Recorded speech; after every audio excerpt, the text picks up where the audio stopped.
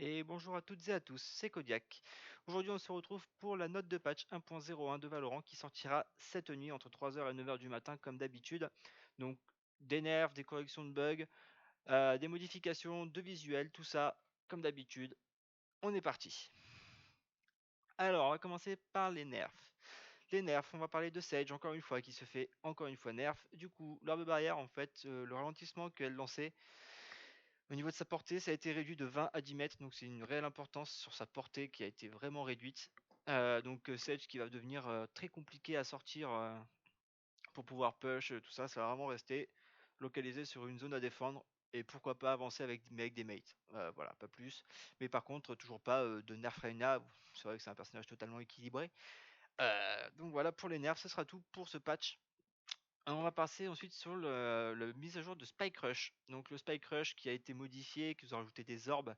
Donc on va aller voir tout ça. Au niveau des orbes, ils ont fait l'orbe de PV. Donc l'orbe de PV, quand vous allez la prendre, ça va heal toute votre équipe. Donc ça c'est vraiment cool. Et ils ont fait aussi l'orbe de tromperie. Cette orbe là, c'est un mélange de tous les stuns, les slows des personnages. Parce que vous allez entendre des bruits supplémentaires dans votre casque. Donc des tirs, des pas. Votre vision elle sera réduite et la minimap, bah, vous l'aurez plus. Donc c'est vraiment fort. Et ils ont fait une dernière orbe qui est l'orbe dorée, donc c'est l'orbe God Mode. Vous allez la récupérer, vous allez avoir une arme. Dans cette arme là, vous allez avoir une seule balle dans le chargeur. Mais à chaque fois que vous allez tuer quelqu'un, vous allez gagner des munitions.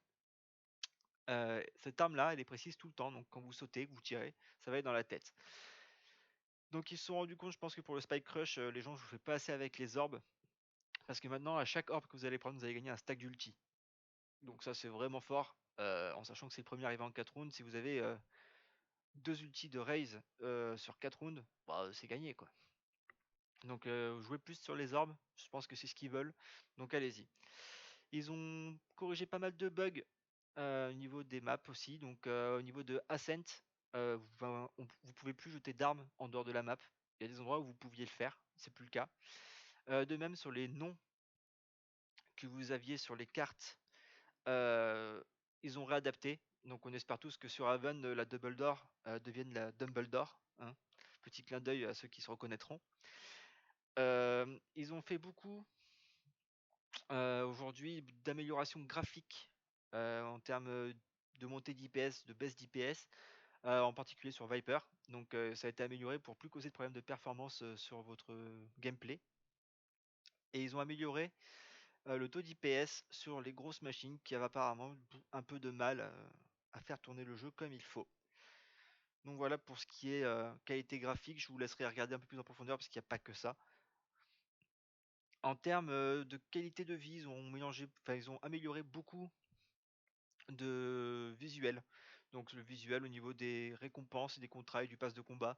Ils ont changé l'image de fin après une partie.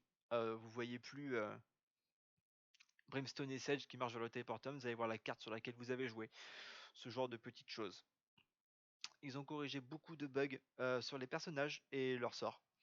Euh, Correction du bug d'affichage qui assombrissait l'écran de Reina quand elle visait tout en récupérant ses PV. Moi je trouvais pas que c'était un bug, je trouvais ça normal en fait avec le personnage, mais en fait c'était un bug, je ne le savais pas. Et de même quand du coup elle récupérait ses PV, des fois en fait quand elle était à son maximum ça s'affichait à 151 PV, ce qui n'est juste pas possible parce que c'est 150 le max, donc 150 plus peut-être 50 de shield, pourquoi pas. On va passer sur Cypher. Donc sur Cypher, en particulier sur Bind, tous les Cyphers sont un peu amusés à chercher encore les bugs qui restaient sur le jeu.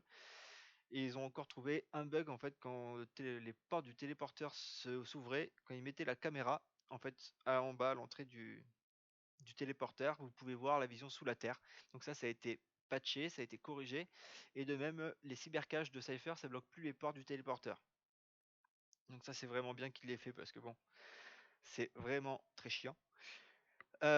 Ensuite, pour finir, les indicateurs de la zone d'effet de la flèche de reconnaissance de Sova et donc de l'œillade de Reyna, en fait, ça apparaît plus sur la minimap si vous n'êtes pas à proximité de la zone affectée.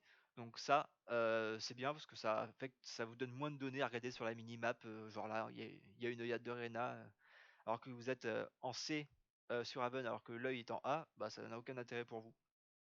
Donc c'est bien qu'il l'ait fait. Donc j'espère que cette note de patch vous a plu. Je vous dis à très vite. Ciao ciao.